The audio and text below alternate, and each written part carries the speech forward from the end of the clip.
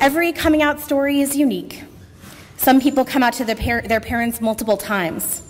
You can email or text your mom and tell her your story and tell her your identity every day, and even then, she'll introduce you, and you can even introduce her to your boyfriend, and she'll still call to tell you about some nice girl that she met at church. Wouldn't you like to meet her? And then we have parents who start asking suspicious questions after glancing at the best female friend, Mac, not Mackenzie. And parents, they aren't the end-all in the coming out journey. You come out to your family, your friends, your coworkers, your teachers, your school, your pets, and to yourself. And with that, here we go.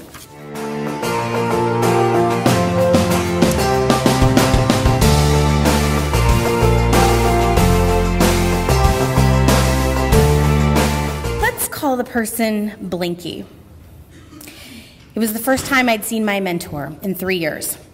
Mark is a professor of philosophy at Mount Angel Seminary, the Catholic seminary for aspiring priests, and had just come back from working on his PhD in Belgium. I was excited, scared, and anxious to see him. I met him on the Hill and needed to explain him or update him on my life. I met someone. I started. Oh, what's their name? I wasn't ready to give that pronoun away, and Mark could tell. I paused and stammered. He assisted with his ever-present sense of humor intact. Let's call the person Blinky. I shared that in the last year of college, I went to a student group on campus where folks played a game where you stood up and moved around the room if you identified with someone in the room. I think we call it train wreck today. I stood up and moved across the room when the statement was, I want to meet all my friends and neighbors who think someone in here of the same sex is cute. Did I mention that was my very first Triangle Alliance meeting ever? It wasn't even called TA yet. It was actually still called After 9, after the 1992 ballot measure. But in January of 1994, I had been questioning my sexual orientation more seriously and went to a meeting with my friend Todd.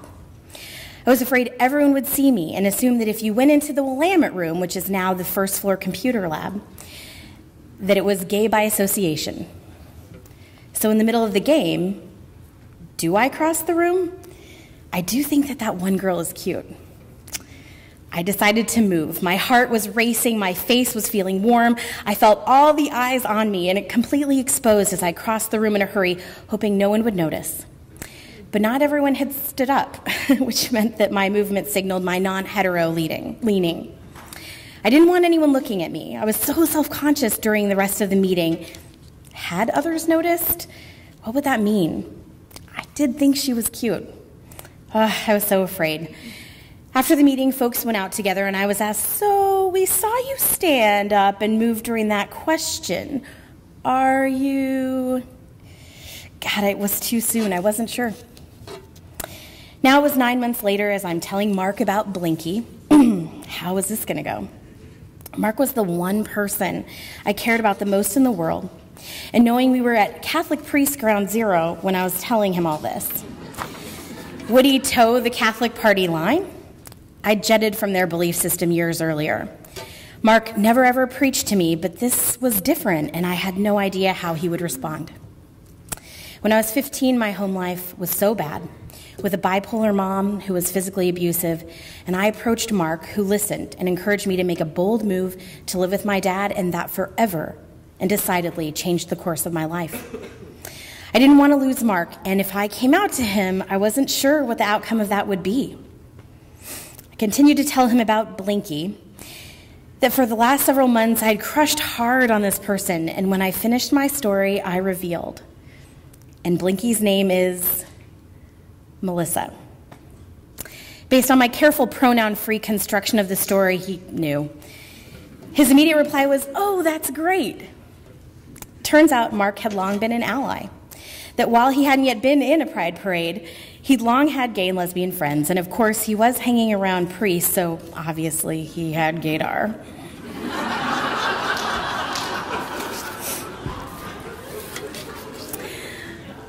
I'm going to now introduce our next monologuist. This is Coming Out to Kingsway by Michael Albert, read by Zachary Warner.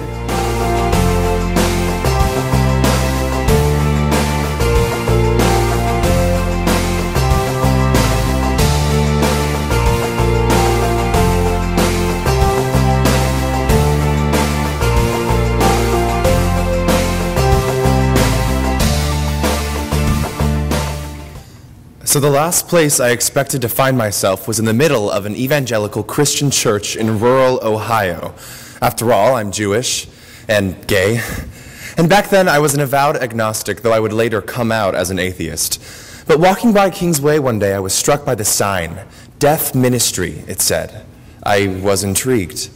One Sunday, I threw on some nice clothes and ventured over to the church to see what there was to see. The deaf ministry was comprised of one boy, somewhere around 10 years old, with a disability the nature of which never became known to me. I only knew he used a wheelchair.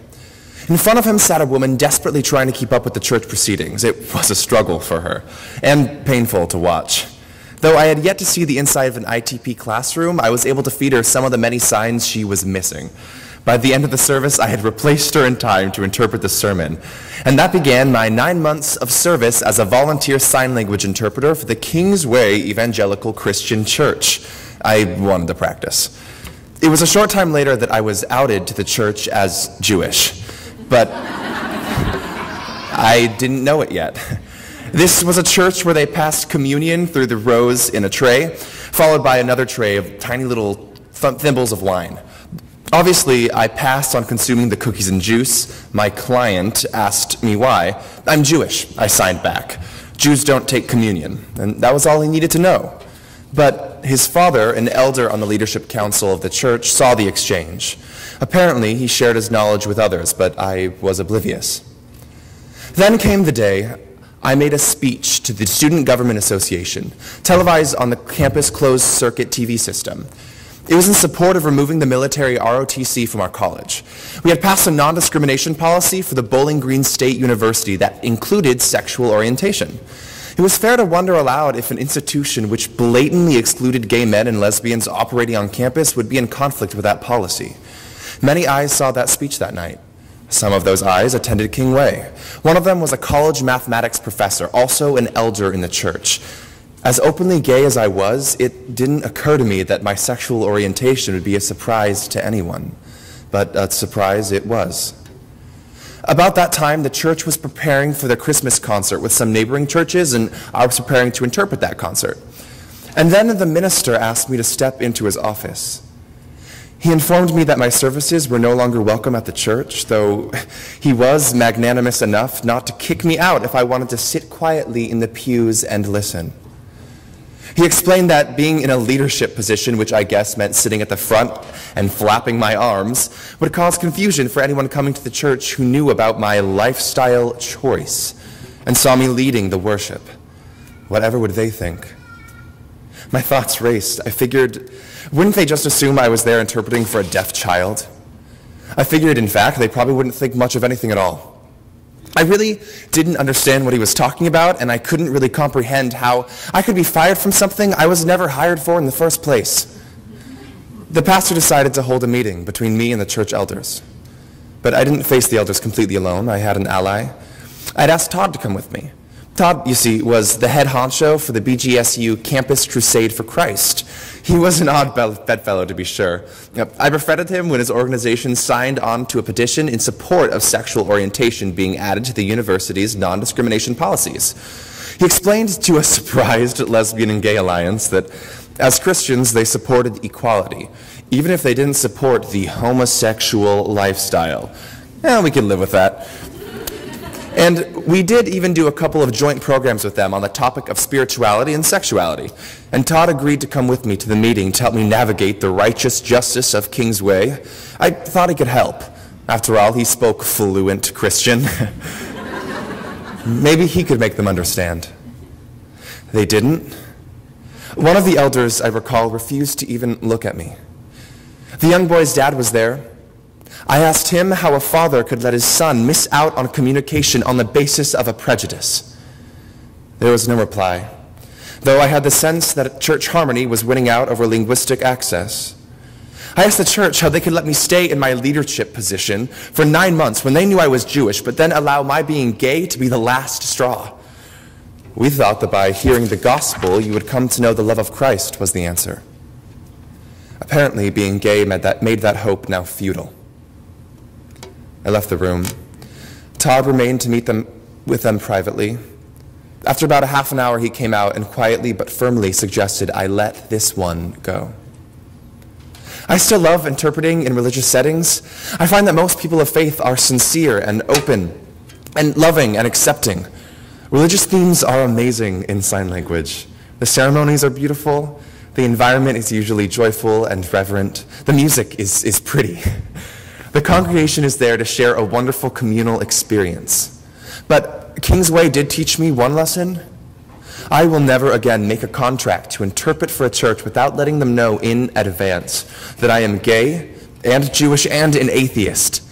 If it's going to be an issue, it'll be an issue up front, or it will never be brought up again. That's an indignity I will not repeat.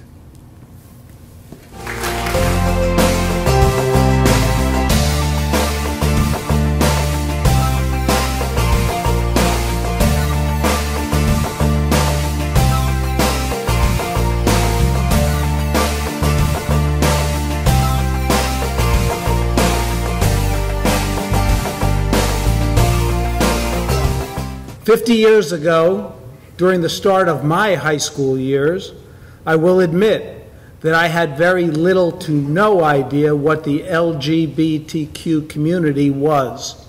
At that time, I suspected that it was generally not something that was openly discussed because of a frequent societal stigma associated with the topic.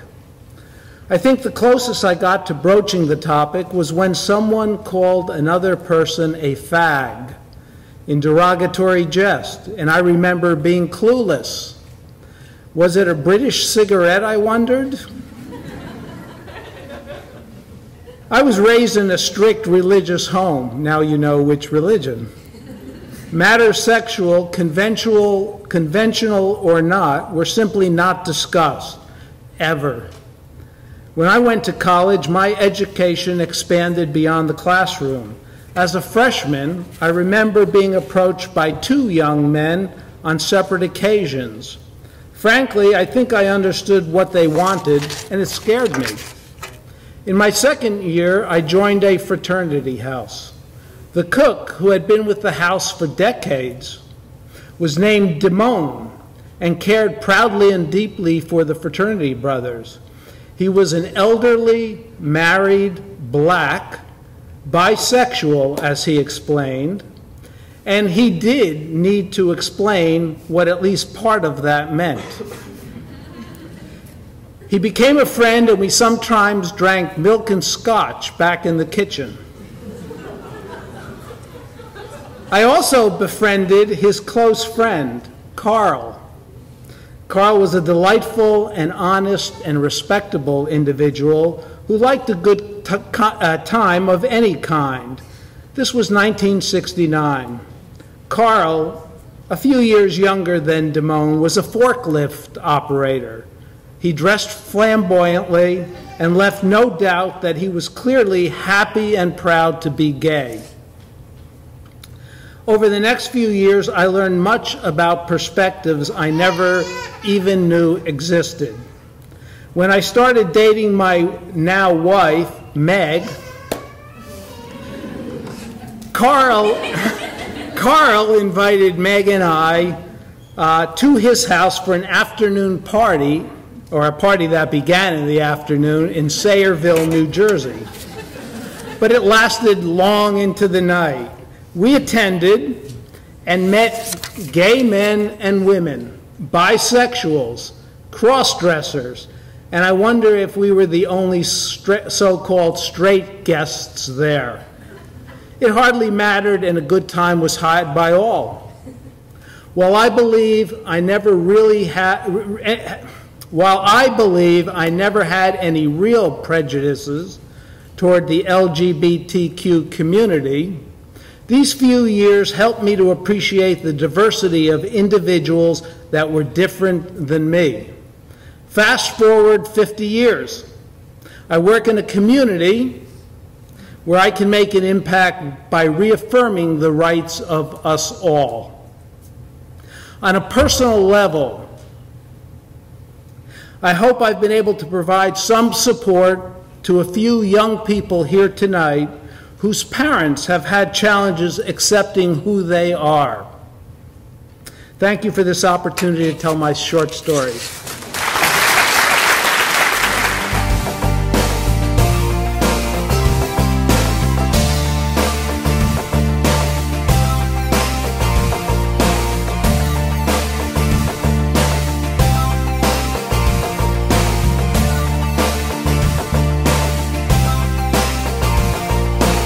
let's talk about sex. Or the lack of an interest in it for me. I identify as asexual, and yes, it is a real orientation. What it basically means is that I don't experience sexual attraction. I've had people ask me what it's like, after expressing their sympathies, of course. I'm not joking. I've actually had someone say they felt bad for me because I'm asexual. It happened to me my first year here. Somehow my hallmates found out that I was a shorthand way to say asexual, and were asking me questions about it. I don't remember what led up to this happening, but I ended up hearing one of my favorite responses on asexuality. After saying that I wasn't interested in sex, this one girl turns to me and says, "I feel really bad for you now." I just want to say to that person, thank you. You just improved my life by reminding me how much I don't fit in sometimes. I think I realized I felt this way around the age of 13, something like that. The girls in my class were talking about what boys they liked and how cute so-and-so was. I, on the other hand, was concerned with more important matters, like keeping up with some TV show or finally understanding algebra, which never happened. Anyway, romance was not the top priority. Still, I knew that it was actually a bit unusual to feel this way. So I think I typed into Google, not attracted to anyone, and the result that caught my eye was the word asexual. It made me so happy to finally find a term to describe me and to know that I was not the only one in the world to feel this way. However, the elation was fleeting. Different worries started filling my head. Am I going to be alone forever? Am I a freak for feeling like this? All these questions, plus the extra hormones due to puberty, caused me to have a small breakdown. My friend and my mother, in an attempt to comfort me, asked me what was going on. In between my sobs, I was able to say the words, "I think I'm asexual." Instead of being met with acceptance, my answer received laughter instead. This was the complete opposite of what I needed.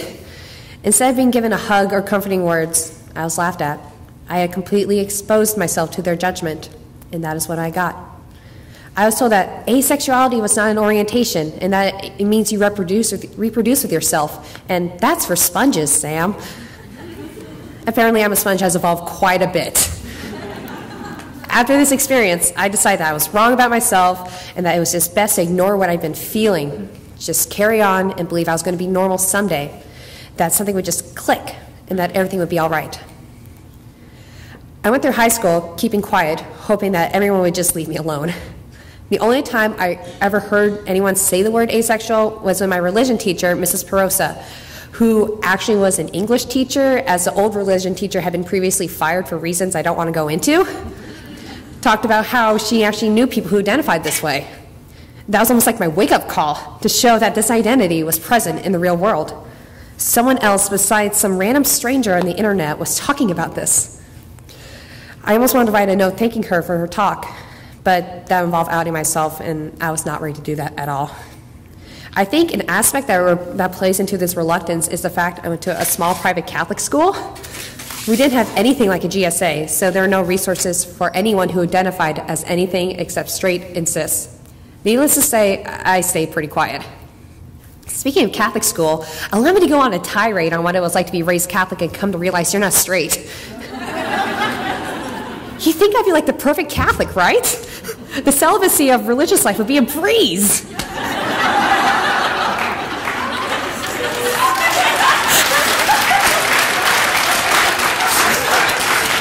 However, this is not necessarily the case, as I experienced in theology of the body, my own personal hell.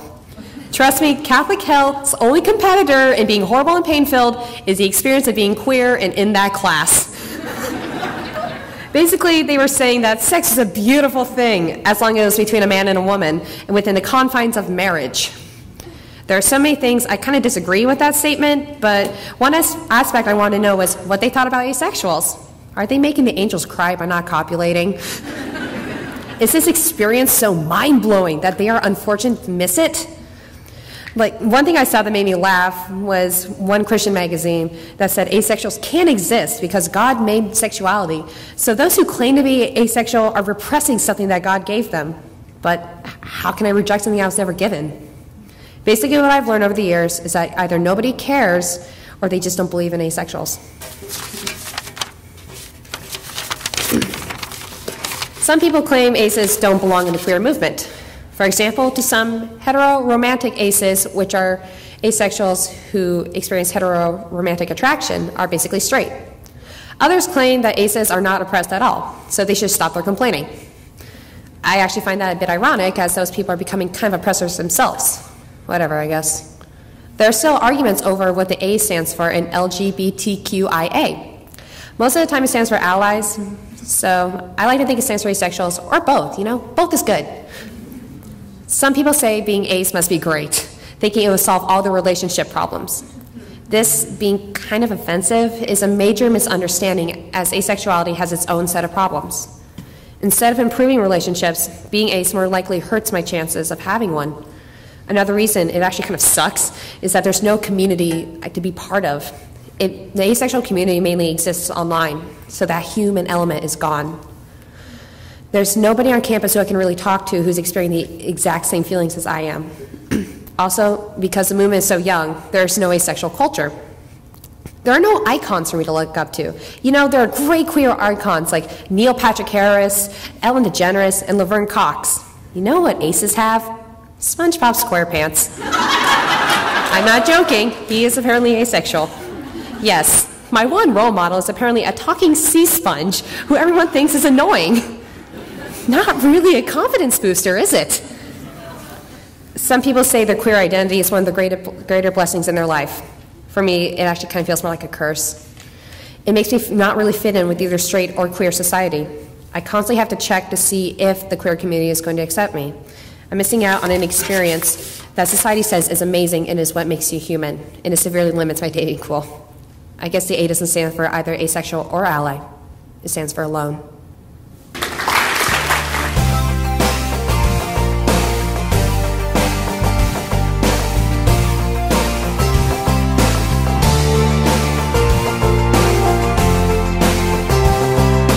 I've spent my whole life waiting for you, fearful of you, scared you're going to come after me.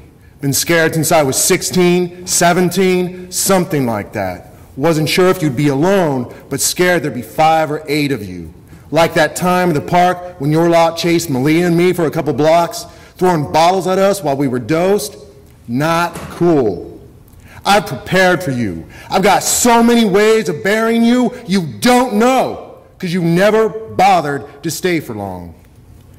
I'm glad you never stayed, because I never actually had to taste my own blood, or yours. If you do show, here's how I will bury you.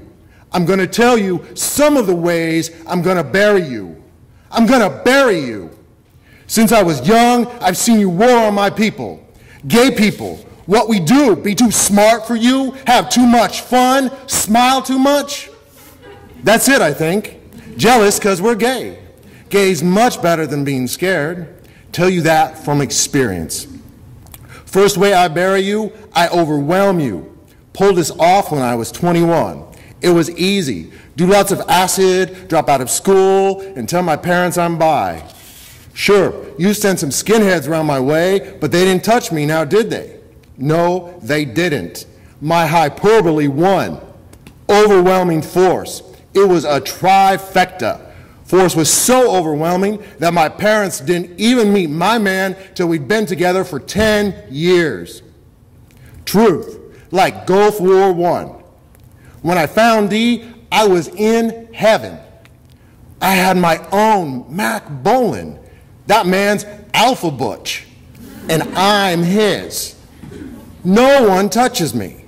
He's a silverback. Silverbacks dominate. Any veteran will tell you, you don't mess with aging vets. Leave them alone. They do not play fair. So I've had my own personal bodyguard for over 2 decades. He's more wily than ever. You've had no chance to hurt me since then, except maybe when I lived in Lubbock, fuck Texas, for 8 months.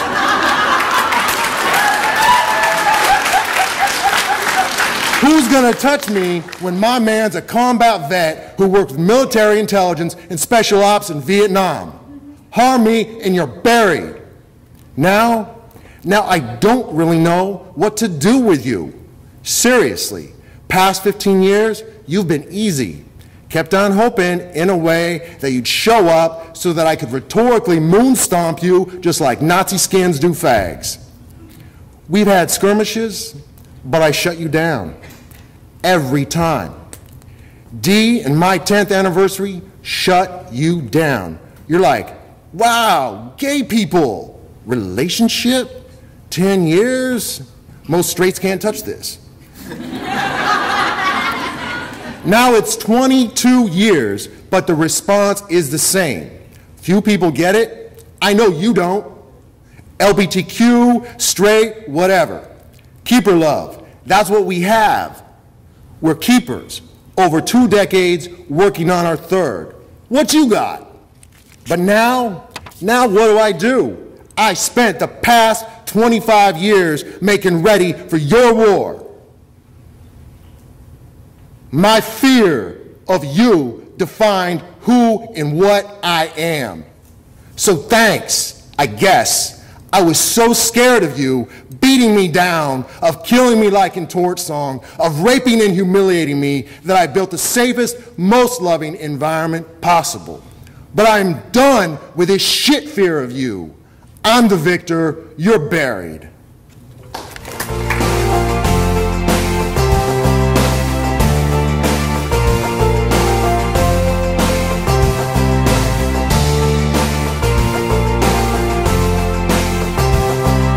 I'm now 37. I came out when I was 16. I came out to my mother and her family. Thanks. I came out to my mother and my mother's side of the family, and my parents, my immediate family, and everything was fine. No problems ensued. Friends that I had heard their situations where there was a lot of difficulty upon coming out, but for me, I was fortunate. Many years later, I met my partner, who I'm with now, Heather. At that time, we'd been together for a few years, and my father, now he's Greek, and he has very strong Greek roots. He always told me about the Greek culture and how proud he was to be a part of that, and I felt like I identified strongly with being Greek, but I hadn't really connected with my Greek roots. A part of me felt missing. I realized that it was time, it was overdue, I needed to get in touch with my Greek family who lived in Chicago, my father's sister, my aunt. And at that point, I'd been with Heather for a few years. And I reached out to my aunt, and she said, sure, by all means, pay us a visit. Now, keep in mind, I hadn't come out to my father's side of the family. I wasn't particularly close to them growing up.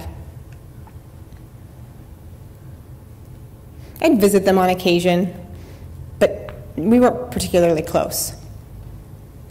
So the day came when we visited Chicago and visited my aunt's home. She was thrilled to have us. She called all of the relatives and extended family, my cousins, my great aunt, who was 94 at the time. Everyone came to my aunt's house. We shared a meal. We caught up with one another, people who I hadn't seen since I was a very, very small child. I was introducing Heather, and when I introduced her as Heather, just to play it safe. I didn't know how accepting they were.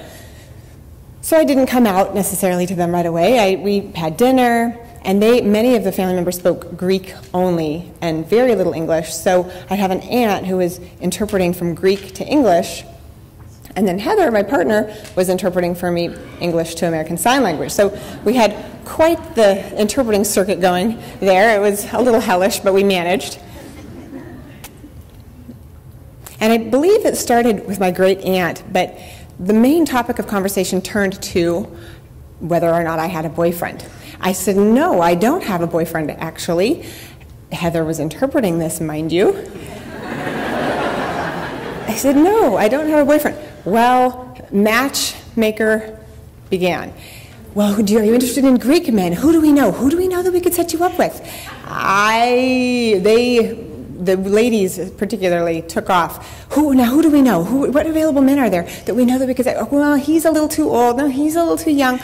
And meanwhile, I'm making eye contact with Heather and thinking, I'm so sorry you're having to interpret this. At the end of the evening, we made our way upstairs after saying our goodbyes. We stayed at our aunt's house in the guest bedroom, my aunt's house, and there were 2 twin beds that were in a V shape that were touching at the feet, and we told my aunt good night, and we closed the door behind us, and we just hugged, and I said, I'm so sorry, I'm so sorry that I put you through that, that's so awkward. She said, it's okay, we just hugged, and then we got into our respective beds and held hands across the gulf between the 2 of them. We couldn't even sleep together, but we managed, we got through the night, and greeted them the next morning, and then left, and a few years later, fast forward to last summer, well, and just to say, my aunt, I know, suspected, Heather and other family members, as we communicated, started to give them hints, so they then knew about us. But last summer, we reached out again, and we were going to be in the area. We asked them if we could come and pay them a visit again, and my aunt was very enthusiastic. She said, yes, fantastic. We pulled up, and we had our 2 children in tow, who my aunt had not met.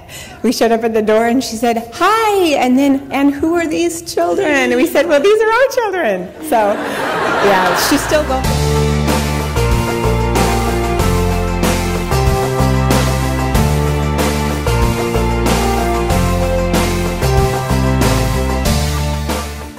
I'm not even 30 years old, and yet I've come out so many times.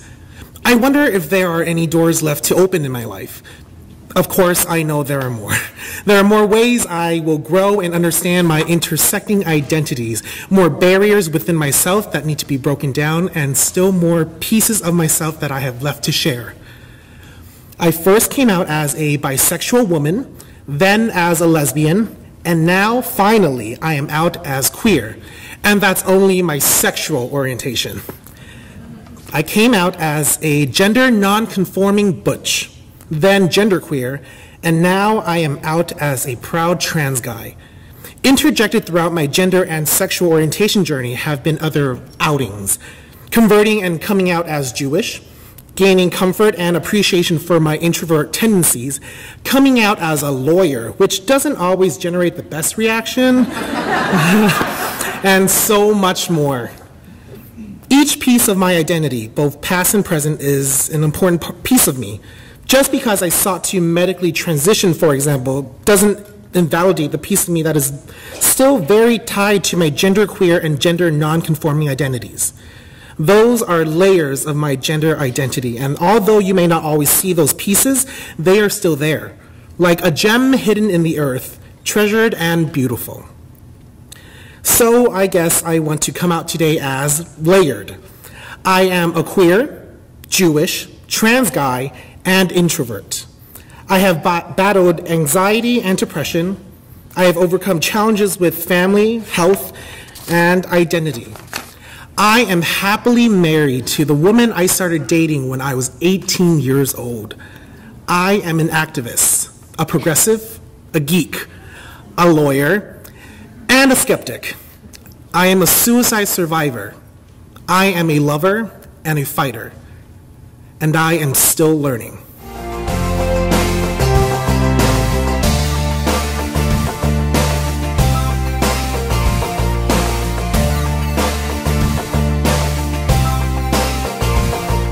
The nightmare is always the same.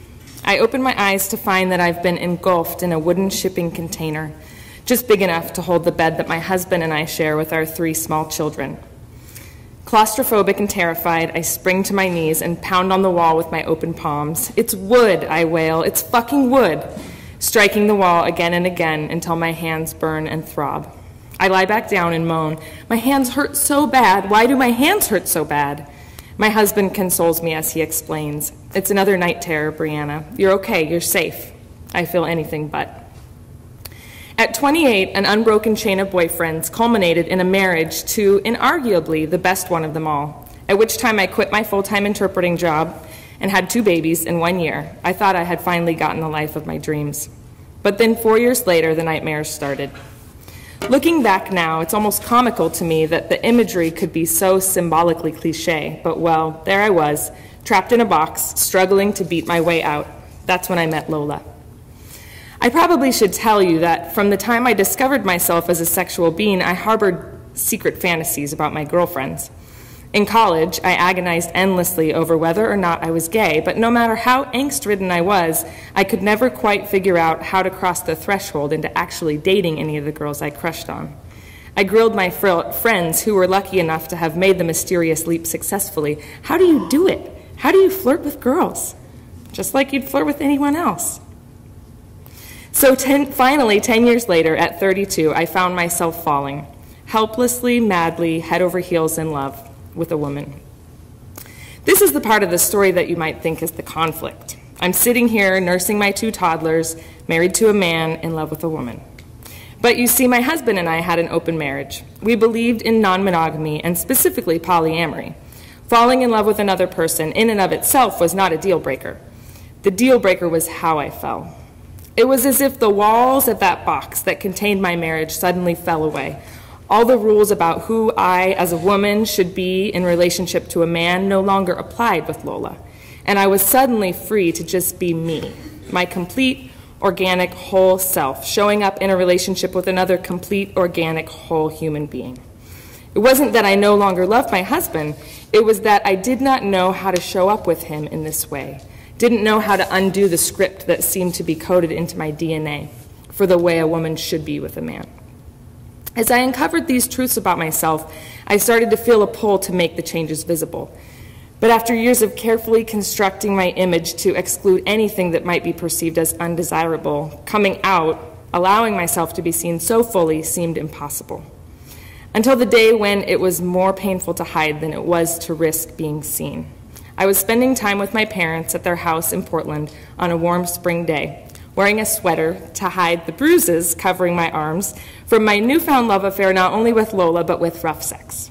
After sharing a meal, my parents retired to the living room, and I removed my long sleeves to wash the dishes. A few minutes later, my dad called me into the living room, and without a thought, I grabbed a towel to dry my hands and headed toward him. I wasn't halfway across the living room when he noticed and immediately demanded, "Where did you get those bruises? Did Rich do that to you?" Now, if you know my husband, you know he would not hurt a fly. He's a gentle, peaceful Libra of a man. Through my head flashed the alternate universe where I let my dad believe that my husband gave me these fingertip and fist-sized bruises that lined my arms. I would never be able to live with myself. In an instant, I committed. I crossed the second half of the distance toward him and sat beside him on the couch. Looking squarely in his eyes, I told him the unapologetic, honest truth. "Dad, my girlfriend made these bruises, and it was consensual." I shut my mouth and let it sink in as he stared straight ahead through his big screen TV and a million miles beyond. I never intended to come out to my parents as gay and kinky all in the same breath. But there I was doing it. My mom wrung her hands. She worried. The daughter she thought was finally safe and settled down had just broken free of the corral. Security is so precarious. "But how can you hurt someone you love?" she begged of the marks. My dad, still staring straight ahead, scoffed, "I watch real sex. I know about that stuff." He turned to me and with as much honesty and self-awareness as I had ever seen him possess, he said, "I need time. I don't want to meet your girlfriend right now. I don't want to talk about it for a while, but I will come around. I just need time." And that was that. It was done. As I pulled away from their house, I felt a burden lift that I hadn't realized I was carrying.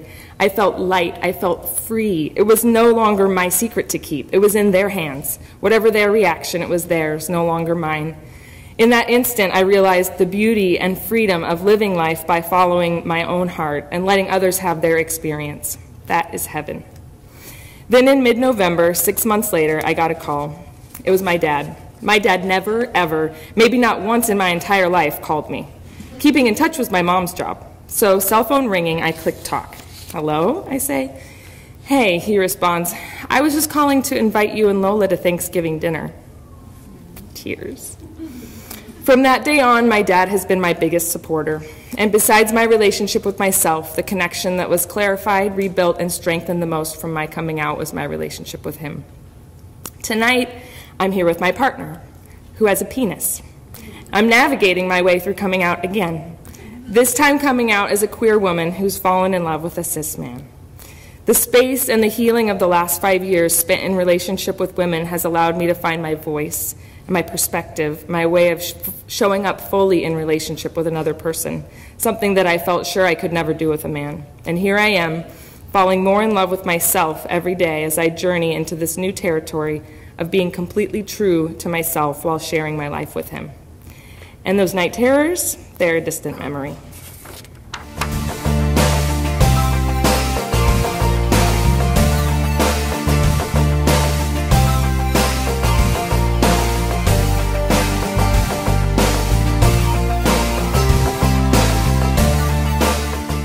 I grew up in Baltimore in the 1950s, in the Leave It to Beaver generation, thinking that women were meant to find a good husband and have children, and men were meant to go out and earn a living to support the family.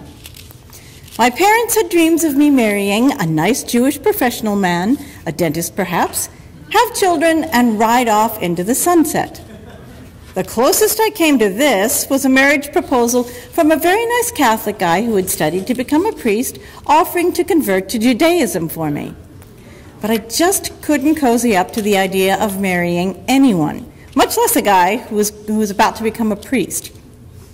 So I went running from that scene and never again dated any man, Jewish or not. In my high school and college years, my mother was always trying to get me to dress up, have my curly hair styled, and put on some bright-colored lipstick. She wanted me ready for some potential Mr. Wonderful. But I rebelled and headed in the opposite direction, more to my liking. Dating was never a big part of my teen years. It just didn't interest me. The little dating I did felt unnatural and forced, just going through the motions without any heart or excitement to it. I much preferred being in the company of my girlfriends, always more fun than a boring date with some guy. Through the years, I had crushes on some of my friends, but I never really thought about it or what it meant. It just never dawned on me to think of myself as one thing or another, lesbian or straight. It just wasn't part of my vocabulary at the time. The L word was never uttered, not in high school and not in college. That conversation didn't happen until after I left Maryland and came to Oregon in 1970. It wasn't until 1971 that everything broke loose and opened up. My move to Oregon came on the heels of the Vietnam War protests, hippie caravans, love-ins, and the beginnings of the women's liberation movement and sexual freedom.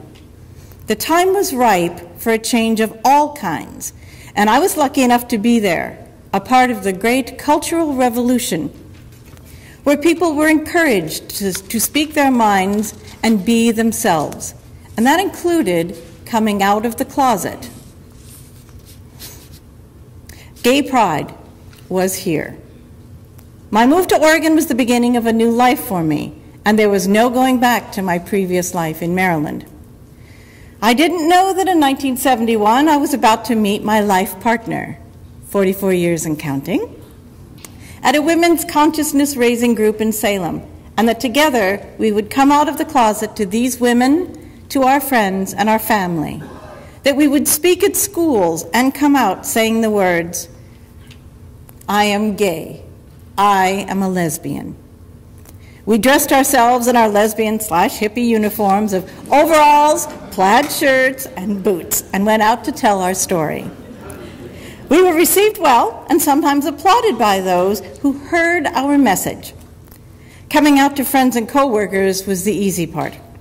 They rallied around us and seemed to love us even more for being brave enough to be ourselves.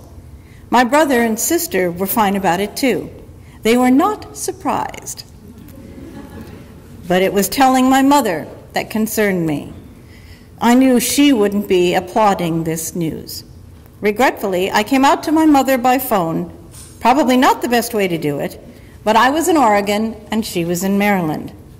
She didn't say much in response to the awkward words, "I love women," that I blurted out over the phone. I just couldn't say the word lesbian to her. I don't think it mattered. She didn't like it, but she accepted it because she had to. We rarely spoke about it, and there was always that missing piece in our relationship. She still loved me, but never got to know my Oregon family very well, my partner, and our children.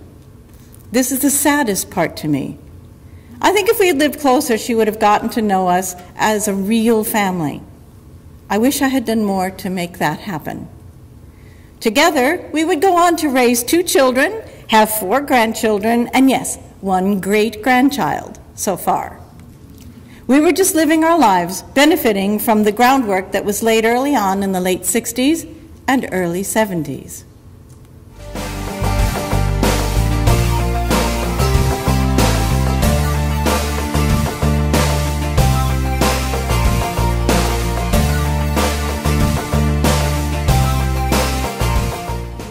It happened in the 4th grade. Boys noticing girls, girls noticing boys. I noticed her.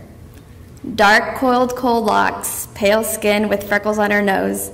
Sasha was my new friend from Ukraine. My new friend. It was my junior year in high school. After a wrestling tournament, dinner seemed off. We were all so silent. The argument with my dad didn't help. After having tacos con papa y queso, my mom cleared the table, my sisters watching cartoons on the TV, while my dad and I sat opposite heads of the table. Dad took a swig from his Corona, forehead shining from his forehead shining from sweat, my heart at my throat. I didn't know what to expect. Dad's lips disappeared behind his mustache. With a swift motion, he got up and grabbed me by the throat. I was winded as my lungs struggled to breathe. ¿Por qué la abrazaste? Why did you hug her? He yelled. Tears blurred my vision, burned my cheeks, drowning me. She was my cheer captain. It was just a hug. I feared my own life. My mind burned with his voice echoing, No tendré una hija lesbiana. I won't have a dyke for a daughter. I never even came out. Grounded by my Mexican roots, I couldn't win this argument. No one could help me. I could never be out. I don't just like boys. I don't just like girls. The binary doesn't bind me, or others for that matter. I still don't know me. I had boyfriends, never girlfriends. Maybe I am straight. This closet seems nice, but no outfit suits me. Straight doesn't suit me. Finding the identity that looks and fits well on me, meeting others along the way. I'm finding my footing, support all around. I can finally breathe. I know I'm not straight. I don't just like boys, and I don't just like girls.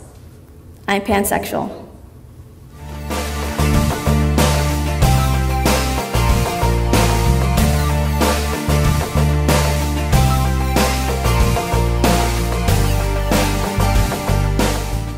My brother stole my secret.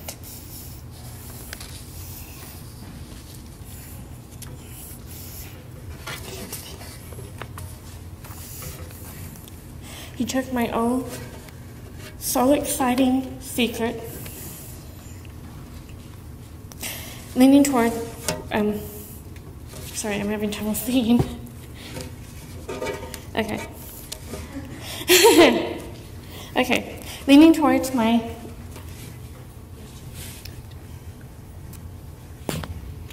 Can you hear me?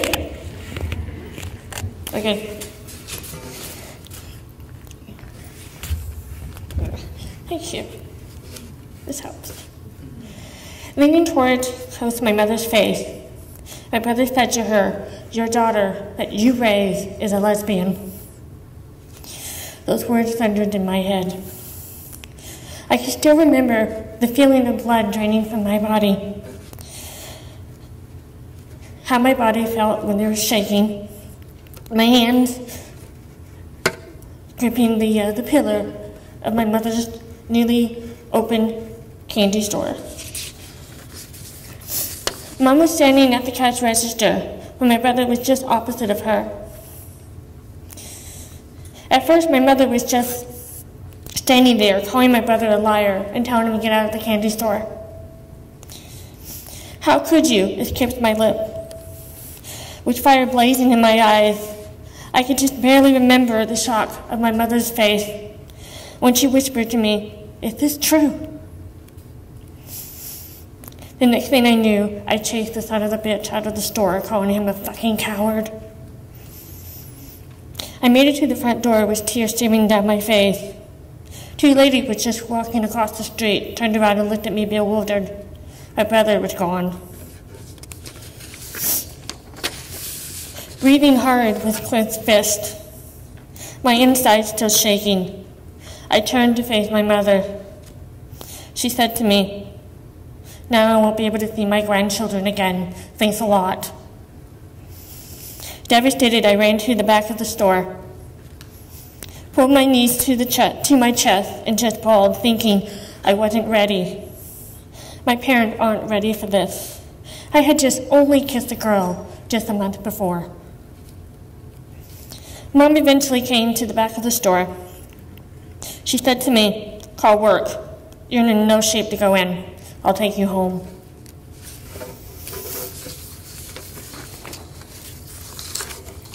All I could do was go through the motion. I picked up the phone and called in, but they said they needed me, so I went to work. I felt nothing, flat, drained, and distant. The shrieking beat from the fryer at once annoyed the hell out of me, muffled. The faces blurred together while taking orders.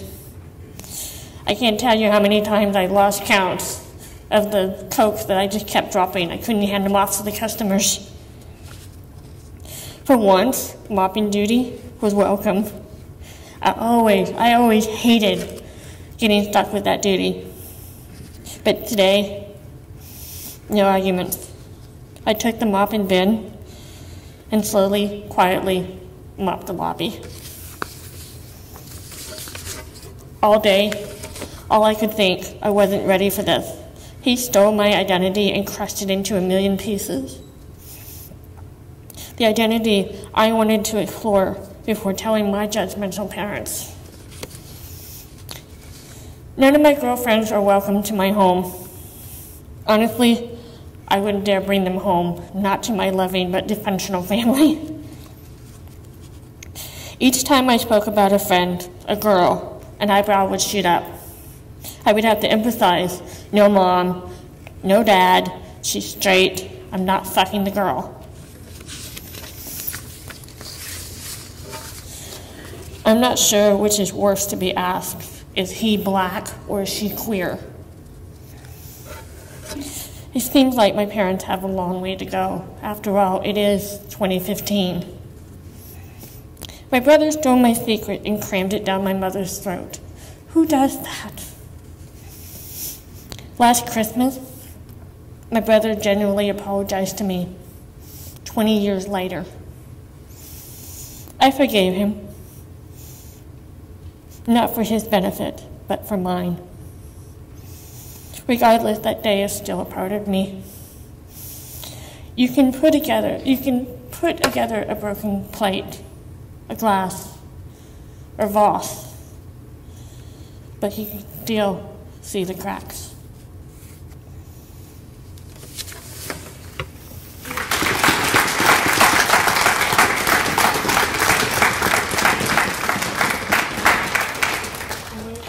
I just want to clarify something. My name is JennyLynn Dietrich, and I am pansexual.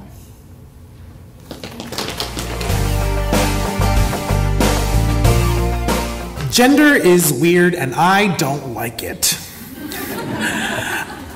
I've always better identified with women, and I think that if I had the freedom as a child, I would have grown up happier as a woman. I remember having a talk with my parents about wanting to be a girl after they caught me dressing like Sandy from the last scene of Grease. I told them I wanted to be a girl because girls were prettier. My parents didn't condemn this idea, but they discouraged it by telling me that as a boy, I could do whatever a woman can. I remember still feeling defeated. Nonetheless, in every video game, I would choose to be a girl. I used to wear these blue gym shorts on my head and put the excess material in a ponytail while I ran around playing imaginary games with my little friends. I still love when my hair gets long.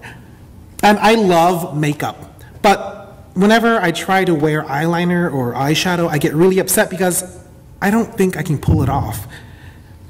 Growing up, when people called me a girl, it would upset me because I wasn't masculine and I was being punished for that. It always felt wrong to me when classes would have a split up guys and girls. In high school, they had a split up by gender one day in health class. The girls were allowed to ask questions about the way men think, and the men could do the same. I felt like I should be on the other side. I was constantly reminded that I was a lesser person for being feminine or a girl, and I have memories of my friends reminding me that I was a boy. Most of my friends are girls, and when I try to relate to their experiences, I'm often discredited for being a boy, like wanting to be my current best friend's maid of honor and being told I can't because I'm a boy. To be rejected like this by the people that show me the most acceptance is very confusing. So I have a weird relationship with pronouns. I feel warm and happy when people use feminine pronouns in a positive way, but the second it's negative, I jump to the defensive.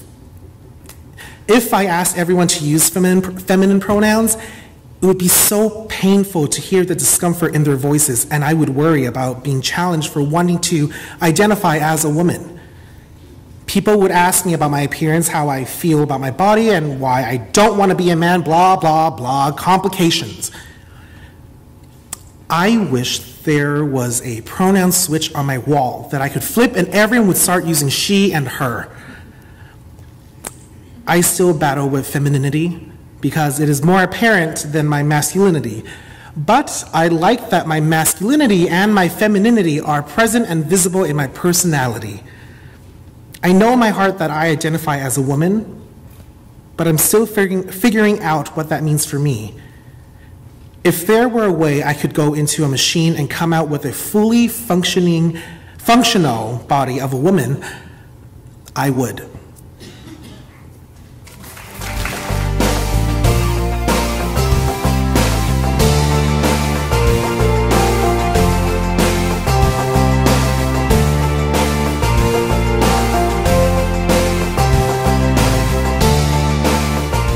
It was my friend's coming out trip.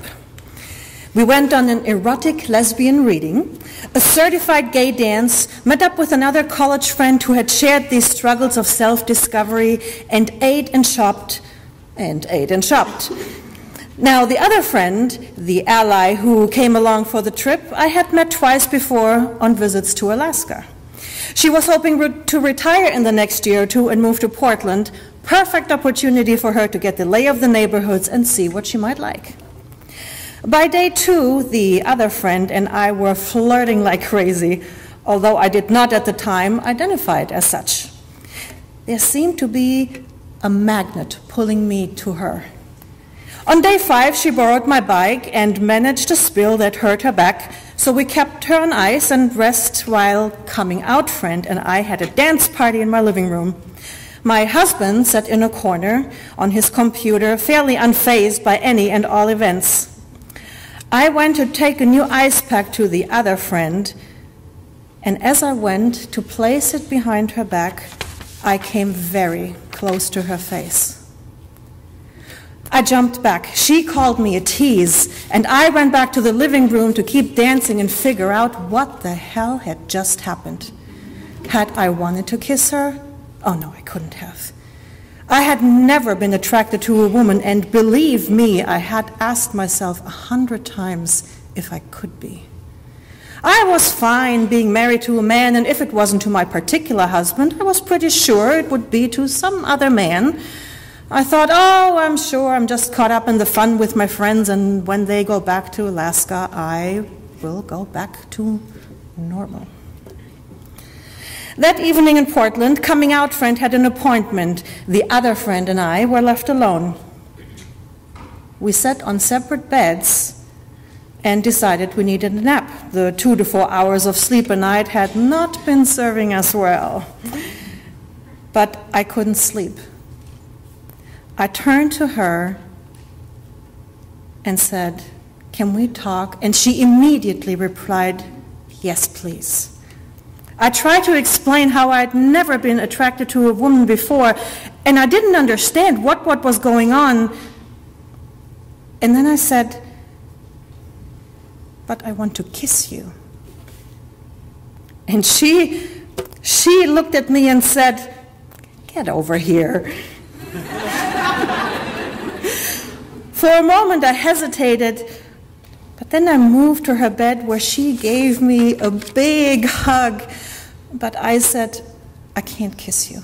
I'm married, and I don't know what all of this means, but I can't act on it right now. When I got home, I was grouchy and exhausted, and I went straight to bed. I woke up, rolled over, looked at my husband, who seemed to be long awake, and blurted out, I'm in love with Tina. A brief silence, followed by a choked-up voice when he asked if I told her, and I replied yes. He asked what she said, and I told him that she felt the same way. And the first tear rolled down his cheek. I had only seen a few of those in our 11 years together. By now, I was crying too, and I told him that we couldn't be together. We continued to cry and talk for a couple of hours, and it was all very tender. In response to my confusion about my feelings, he just said, well, age and ethnicity have never been deciding factors for you. Why would gender be? At this, I was just amazed, in silent awe of his understanding. I called Tina and told her what I had done, and she called me brave. I wasn't so sure. I couldn't put my feelings around brave. But less than 3 months later, with the help of my soon-to-be ex-husband, I moved to Alaska and began my new life with Tina. Those 3 months were filled with excruciating one-on-ones and interventions with my family. Were they more upset by my divorce or a same-sex partner? I'm not sure I'll ever know.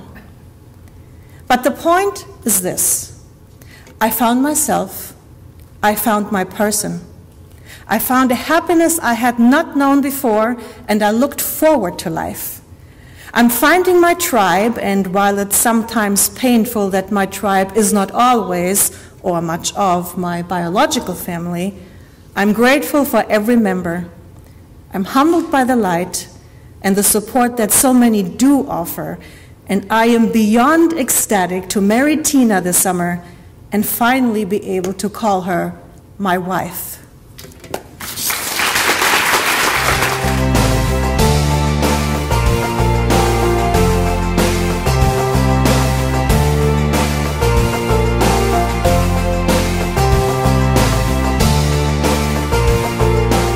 Klamath Falls, a place defined by Urban Dictionary as the anus of Oregon. With a title like that, wouldn't it seem like it would be any gay man's paradise?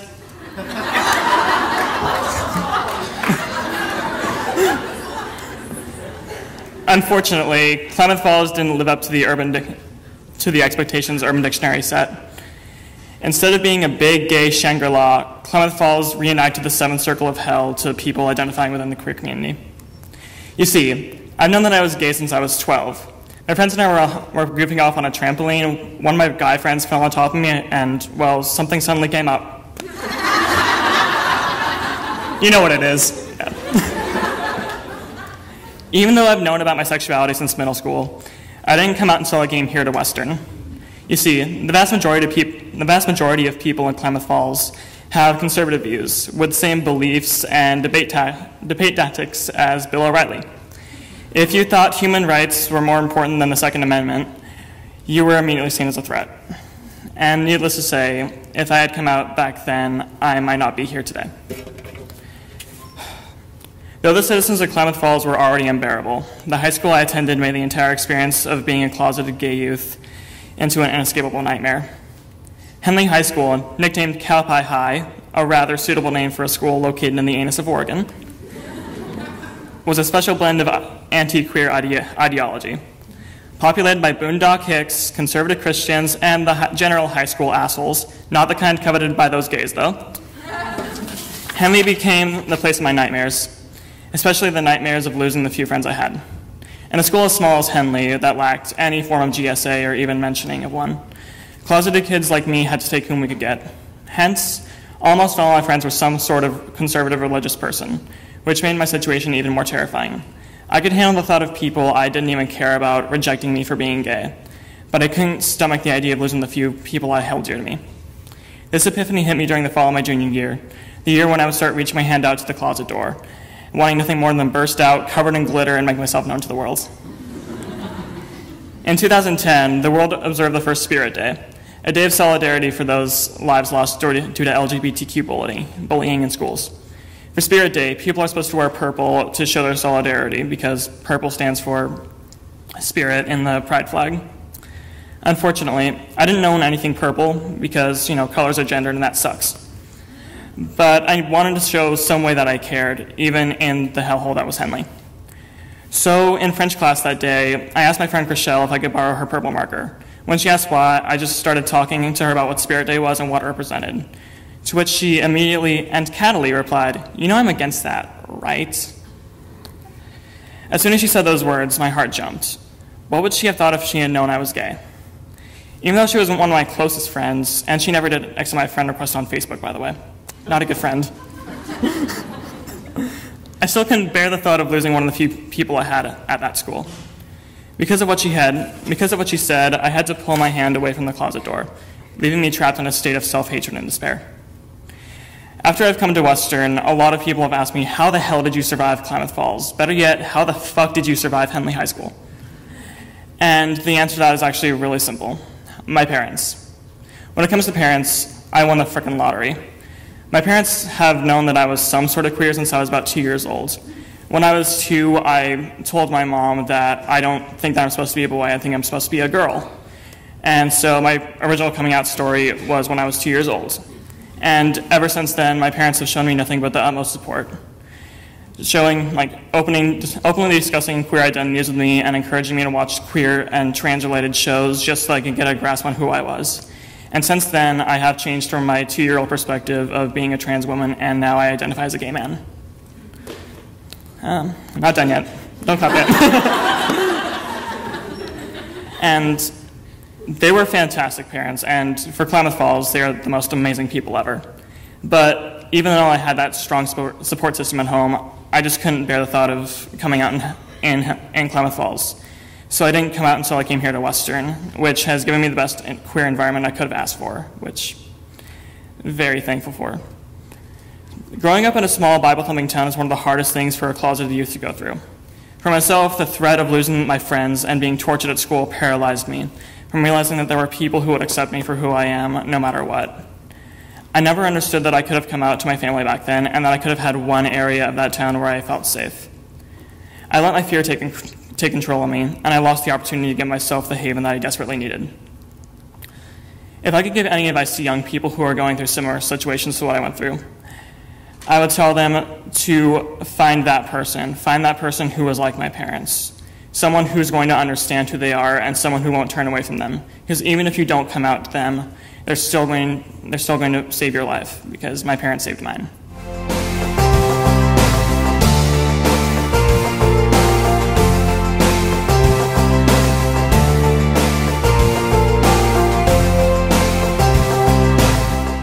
I figured out I was gay in 1995 when I fell in love with my neighbor in the dorms my freshman year of college.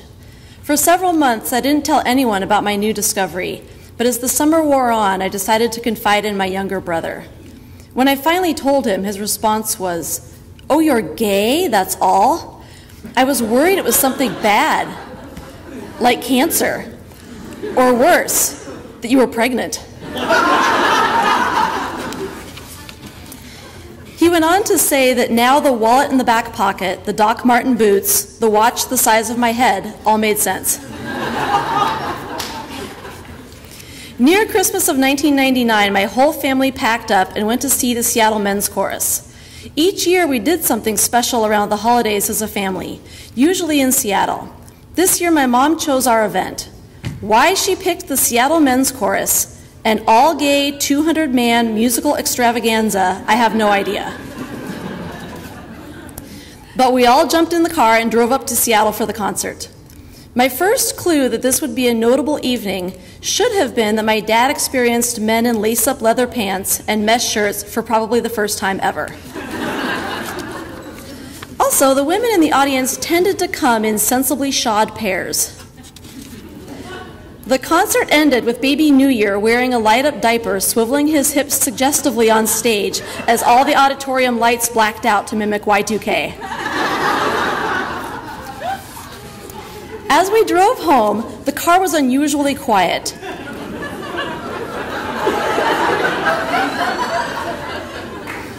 With the exception of my mom, who could not get over what a fantastic event we had just witnessed.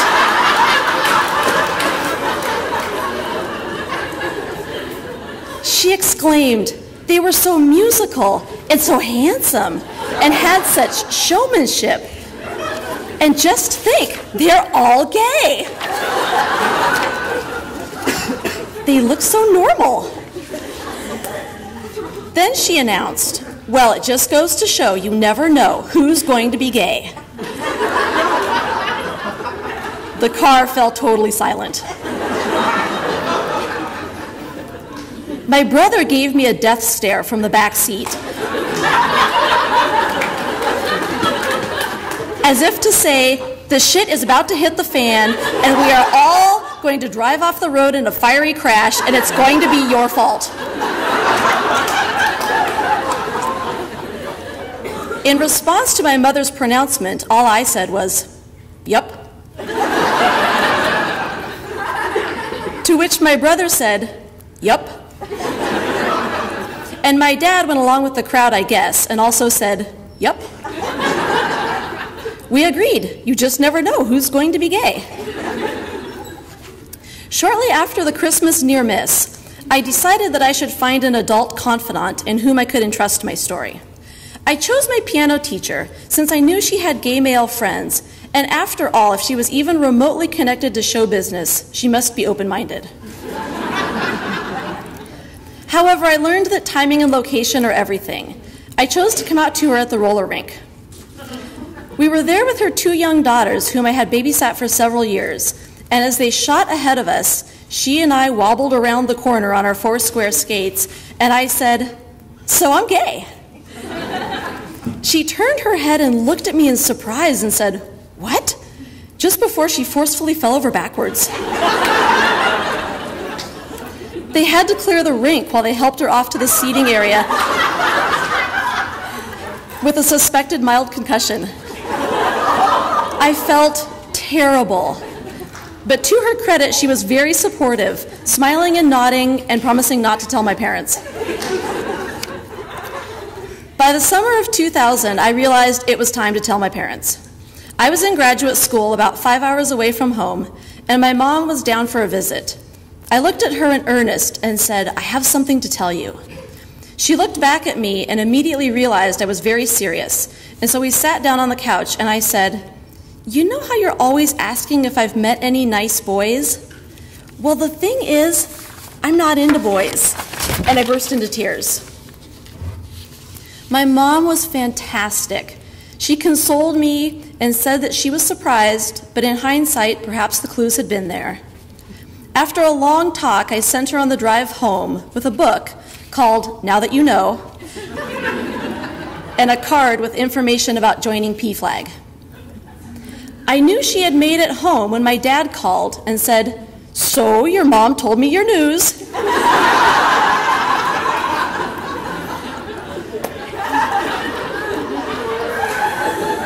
And I just want to say that I love you very much, and I haven't lost a daughter, I've gained one.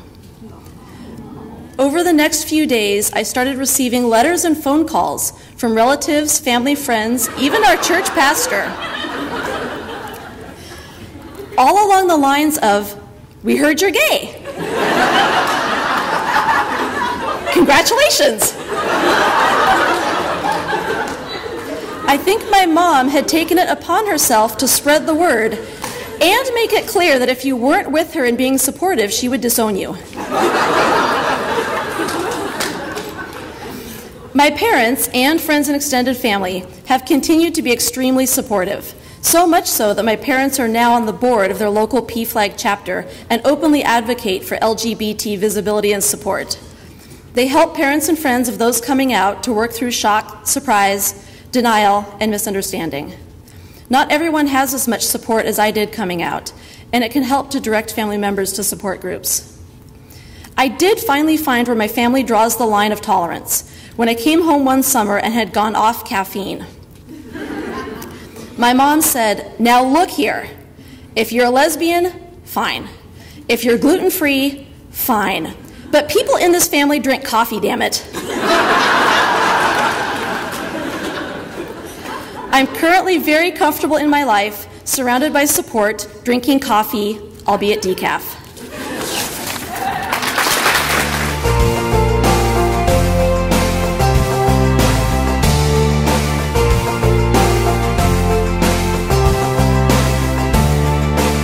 So my mother and I were always very close. We had a great relationship growing up. So I decided I had to tell her because I felt like I couldn't keep the secret from my mother. I had to tell her. So I decided it was the time. I was looking for her and I found her in the kitchen. She was cutting up some celery and onions. Oh, I know she was making spaghetti, my favorite meal. So I decided that I would stand next to my mother while she was chopping up these vegetables. We were standing next to each other to chat with her. Shoulder to shoulder was how we typically would chat. And I decided, okay, I'm going to go for it. I was a little nervous. And she's just chopping away at the vegetables. My mom's like, "What is it?" And I was like, Mom, I have something to tell you. She's just chopping away. "Yeah? What is it? What do you have to tell me?" I think I might be bisexual, yeah. What does my mother do? Just chopping away the vegetables. She stops. "No, honey, you're gay." And that was not the reaction I was expecting. I was like, wow, okay. Gay? What do you mean gay? I'm not gay. No, I'm bisexual. My mom said, "Honey, we've known you were gay since you were little." "Seriously, Mom? Okay. Well, my mother always accepted us the way we were. And then my sister actually ended up coming out as well. And she just loves both of us unconditionally and really enjoys her grandchildren. Now I have 2 children. And she loves being with them as well. She's a very accepting mother. And I look back on that experience, and the only one thing I would probably change was the way I came out to my mother. I probably wouldn't have done it when she had a knife in her hand. So...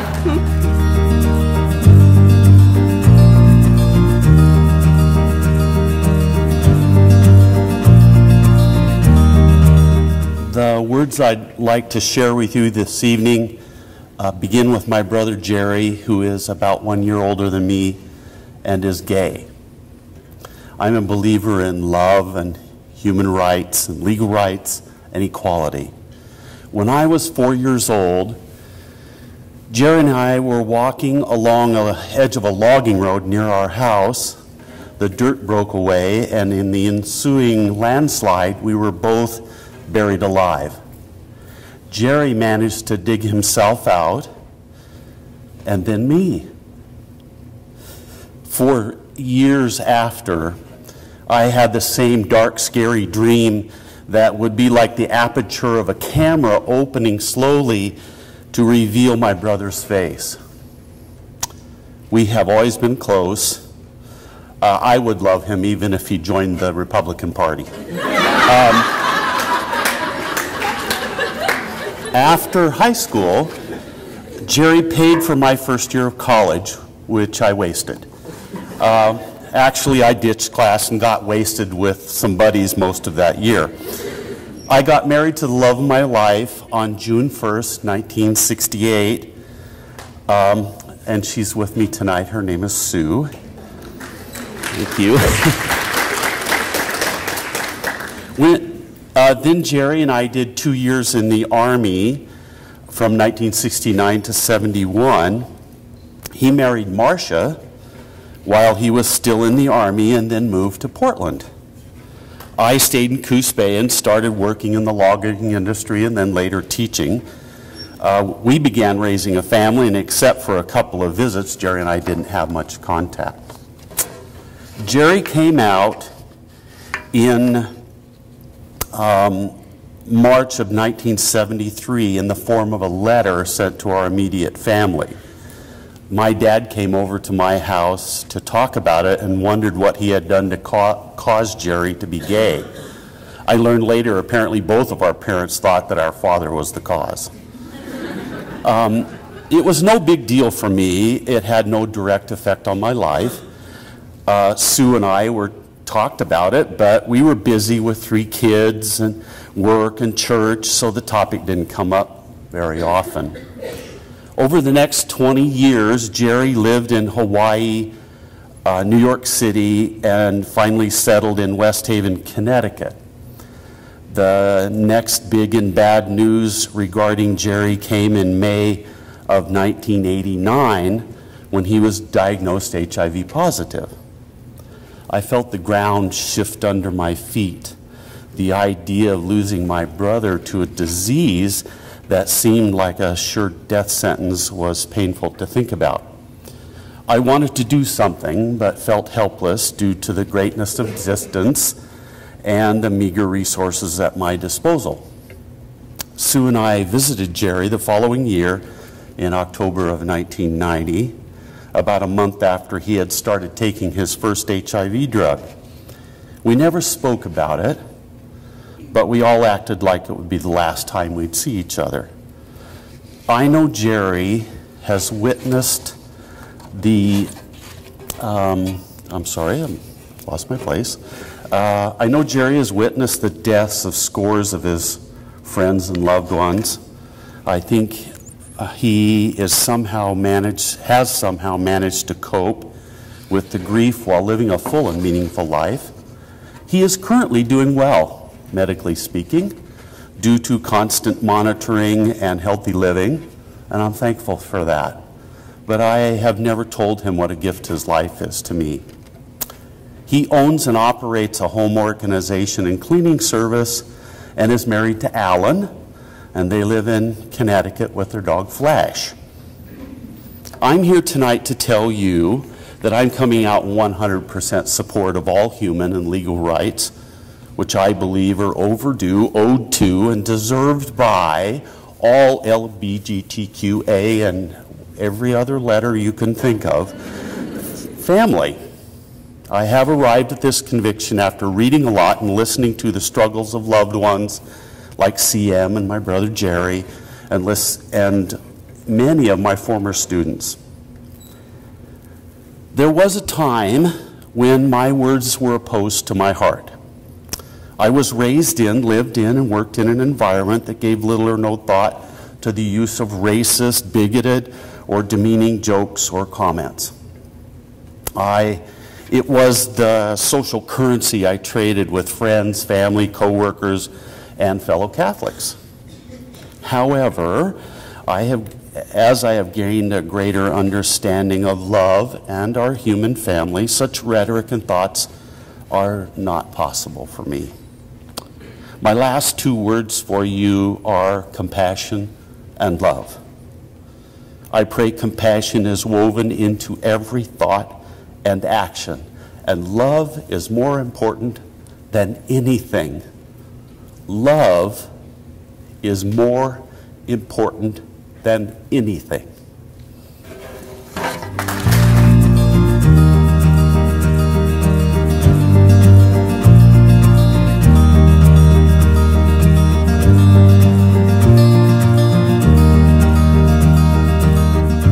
The summer after 5th grade, my mom took my brother and me on a road trip to San Francisco.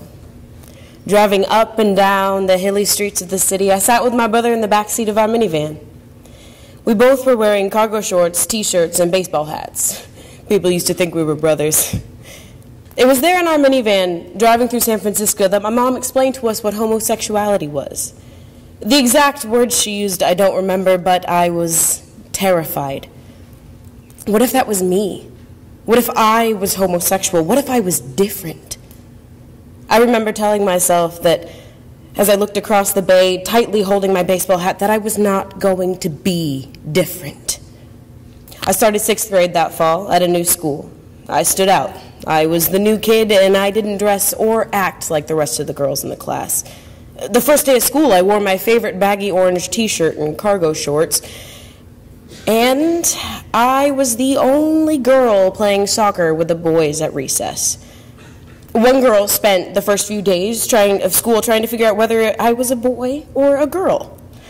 I wanted to fit in. I didn't want to be different, so I changed. I stopped shopping in the boys section of the department store. I pierced my ears and started wearing dresses and makeup. For the next 15 years of my life, I tried not to be different and just fit in. But then I met Jess. I was head over heels in love with a woman. I was embarrassed and ashamed, but now I ask myself why. When I finally came out to my close friends and family, they continued to love me. I was frightened by those who harassed me, the 2 individuals in the grocery store who remarked, "fucking homosexual," under their breath, or the guy in the parking lot who formed a gun with his hand and pointed it at me.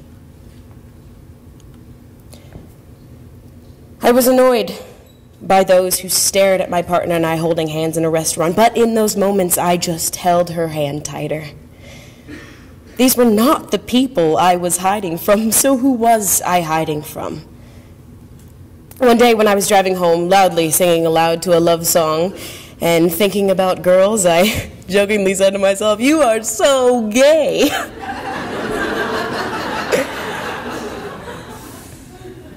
Those words kept repeating in my head.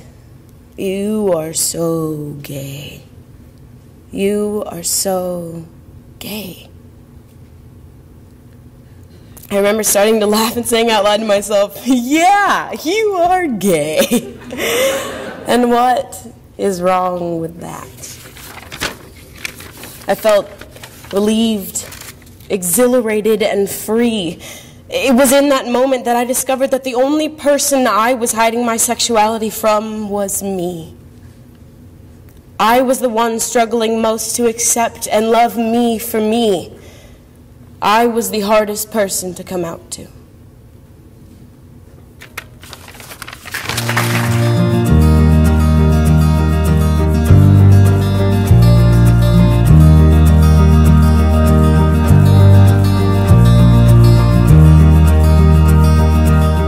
Coming out to the cousin that touched me. I didn't. I cried. Mom telling me and my sister we had a lesbian aunt. We cried. Coming out to the church elder, "Let's put you into therapy." I went. I cried. Coming out to my best friend. "It's what you didn't say. It's okay." I cried. Coming out to my lesbian aunt. "Okay." I cried. Coming out to my straight aunt. "You're too militant." She cried. Coming out to my mom. A little backstory. "You want to meet a guy from Portland?" asks a brand new stranger friend. "Sure," I say. I got drunk and performed my best Madonna impersonation of Like a Virgin from the Blonde Ambition tour on the bed. He wasn't impressed. I cried. Called my mom to tell her I fucked up and that I'm gay. She cried in Indiana. Coming out to my grandma. I didn't. The church grapevine took care of this for me through my best friend's mom. I cried as I drove home to Southern Oregon drunk. She cried. Coming out to my grandma. So be it. I miss him. No one cried. Coming out to the bio dad. I didn't. The bio half-sister's boyfriend took care of this one for me. No more contact. Goodbye, bio brothers. I cried. Coming out to my dad, my adoptive dad. Dad, I'm gay. He replied, okay. We were drunk, sitting on the couch in Indiana. No crying, he's actually pretty cool. Coming out to my sister. I didn't, she already knew. Although she did freak out when I told her I slept with a guy in the guest bedroom in Indiana. We laughed.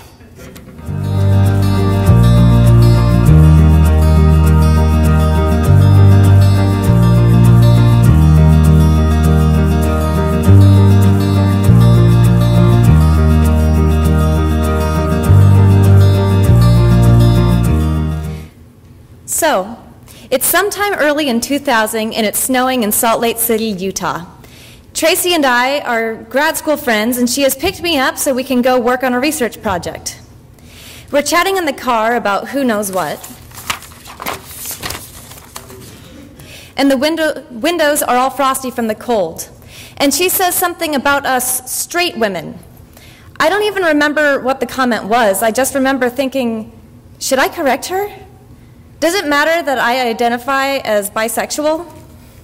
I'm in a committed heterosexual relationship, and I constantly benefit from heterosexual privilege, though living in Utah has certainly heightened my awareness of marital privilege. My sexual identity is complicated. It's confusing, yet I'm always already perceived as straight. I stop her mid-sentence and hedge in that way I've read is common in women's discourse. So this is going to seem weird because I know I'm perceived as straight, but I identify as bisexual. And only to myself I said, so that's what coming out feels like. It was the exhalation of a deep breath. It was the lifting of a heavy curtain. Just having Tracy know made it visible, palpable. She may have been the only person in Utah besides Jackson who knew, unless others had paid attention to those offhand comments I made about Selma Hayek or knew that I loved watching the L Word. I had been in love with a woman in the past and attracted to many others. I am in love with a cisgendered, allosexual, straight-identified man I met in the fall of 1995. Heterosexual privilege is acute to me because of the way in which it has been present in my life. Perceptions of bisexuality and a loving, supportive community of friends shielded me from anti-lesbian sentiment, homophobia, and straight supremacy when I was with women. My appearance also helps me pass, except for the leg and armpit hair. My students in Utah couldn't decide if I was a lesbian or European. In the fall of 2008, my partner of 18 years and I married, because we could. Had he been the she I loved before I met him, and had she loved me the way he does, we would have had to wait that long.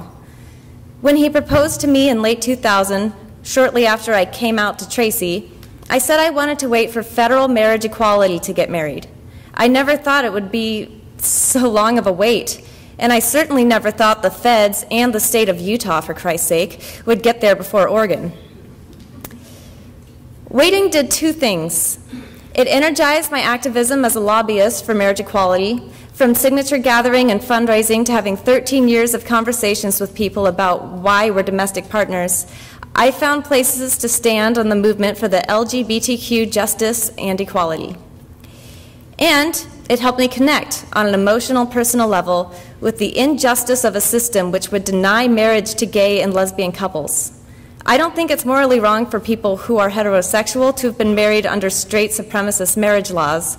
I just know it would have been morally wrong for me to do so.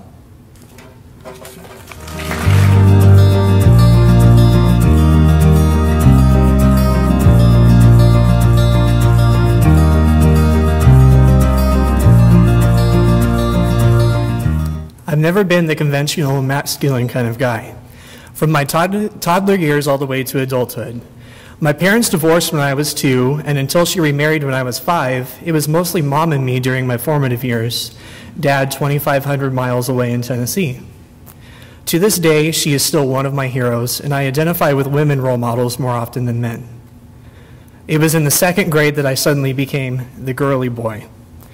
I was perplexed when my class of 45 started avoiding me, treating me differently. There was a specific group of kids who ran the show, and the words I started hearing daily were girly boy, weirdo, and gross. The ringleader of this group was named Jesse.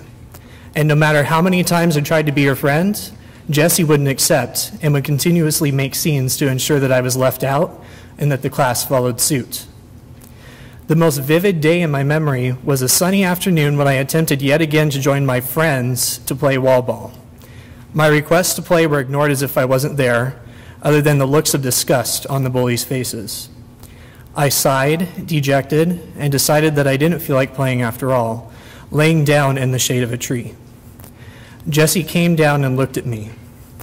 "Ew, why are you laying like that? It's just like a girl does," she said. "Don't you get it? It isn't right how girly you are. It's just weird and gross. That's why nobody likes you. Why don't you just do us all a favor and just leave us alone and stop trying to be our friend?" I couldn't say anything. As Jessie walked back to the now sniggering group, all I could do was sit under that tree and feel horrible. Mom moved me to another school because the bullying had gotten so bad. I had also become one of the more obese students in my class. Although I had new friends at my school, I was constantly afraid that what was perceived as my girlishness would haunt me again. I became aware of something else that was different about me as third grade progressed. I never saw my first crush coming. Rather than noticing girls, I was really beginning to notice boys, and one boy in particular. His name was Jason. I couldn't understand why I stared at him in class and at recess, why I couldn't stop thinking about him. And I finally learned what the word gay meant, and of course, the definition given by my friends was less than positive. It was also included with the qualifier of being girly to define a guy as gay. I suddenly understood both my feelings for Jaden and why Jessie and the rest of my class that year before hated me. "What is wrong with me?" I asked. I felt hot guilt and shame licking my insides as I wondered what would happen should my family or new friends find out. I thought I already knew the answer. With the twisted knot on my stomach, I told myself that as long as I lived, not one soul would learn about my being gay because I couldn't afford to lose anyone else. The preceding years were wrought with severe depression that I simply couldn't shake. I had god-awful anxiety as well and could never seem to get myself to calm down and enjoy my elementary years. I was constantly afraid that people would find out my secret, and it got to the extent that I really hated who I was and that I couldn't change it. I started considering suicide. During one of the worst nights of my life, I couldn't sleep. I walked into the kitchen, eyes on the knife that was on the counter. I picked it up and pointed it at my abdomen, holding it ready to strike. Despite my inner want and need for the pain to end, I couldn't bring myself to cause a physical pain, to actually die. With a clatter, I dropped the knife and half walked, half ran to my room, ready to cry. I was only 10 years old. My depression continued through the hormone-saturated hellhole that we all know as middle school, and my secret never got out. I tried changing my attraction, thinking that if I give it a shot dating my female friends, that it would be successful. And as I look back, I can only smile at the irony of the situation. My girlfriends during middle school consisted of a friend who moved away and who I conveniently asked out on her last day to be my email girlfriend. Yeah, that didn't last very long. And another who lasted a whole 3 hours. Sounds like middle school, doesn't it? I could barely muster only mildly awkward hugs with my girlfriends, let alone cuddle with them and, God forbid, kiss them like they had hoped. High school came around quickly, and in my first year I began to finally process the feelings that I spent so long holding down.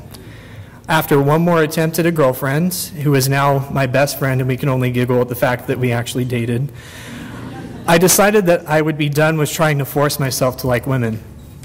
I noticed LGB identifying individuals at my school, and I noticed that they hadn't lost all of their loved ones and seemed completely happy. The world hadn't ended. My suicidal thoughts were still there, but by then I had built some self-acceptance and worth. I told myself that I was gay, silently expressing, "Oh, he's cute," when I felt eyes following someone particularly good-looking. I was still terrified to tell anyone, however. It was near the end of my sophomore year that I told the first person, Tasha, who was already out as bisexual, and I knew that she was safe. All I could muster was texting her the words with trembling hands. She accepted me and understood my fear about telling everyone else. and by my junior year, I started to come into my own, realizing my leadership potential and successfully running for student body vice president. This was also the year that I had my first boyfriend and my first kiss. On Mother's Day, no less, I took Alex on a date to see the first new Star Trek. In a whirlwind of the moment, I added myself to strangers for the first time when Alex asked me out and kissed me during the credits afterward. It felt right for the first time ever in my life to be dating somebody, although scary still to deal with the stares of being a visibly gay, biracial couple for the first time. Now that I had a boyfriend, I decided to come out to my closest friends and family. Although some of them were surprised, most had previously suspected, and to my utmost relief, they all accepted me with open arms. That's right, including my dad and stepdad, or as my mom likes to put it, her first and second Catholic husbands. All of my fears leading up to then had been proven wrong. It felt eerie to include my loved ones in on something that was so private, but liberating. I truly loved who I was for the first time. While Alex and I ultimately didn't work out, my life didn't slow down. At the beginning of senior year, it was my turn to run for president, and I was at a loss at what to write my speech about. I read a book based on a true story about a closeted star high school quarterback who was forcefully outed into the world and how he navigated the situation. I was inspired and decided that I was going to do something fucking crazy. And I was going to take coming out into my own hands. On the election day, I walked onto that stage, hands and voice trembling, and I faced my entire high school to come out to the auditorium in my election speech. I was very surprised to be met with the standing ovation from 200 people in the room.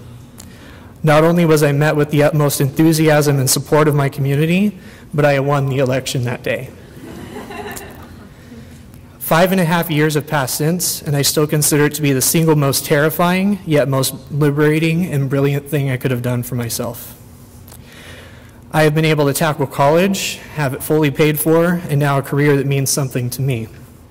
And with the confidence that whatever life has to throw at me, I can handle it.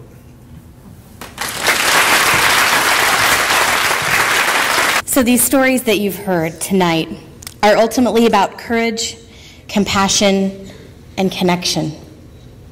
They're about resilience, authenticity, fear, curiosity, and as our friend Hank says, love. Love is more important than anything. All of these individuals and countless more share a common thread here tonight, that of having been connected at one point in time to Western Oregon University. And hopefully this empowers more individuals, whatever your age or status, to share your story with someone.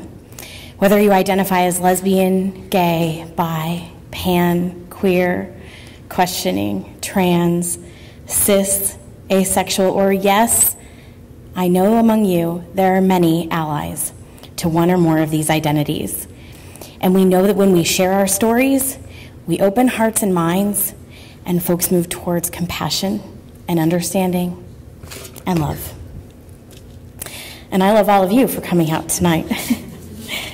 Please join me as the cast of the Coming Out Monologues moves forward. Please join me in thanking the cast for their performances tonight.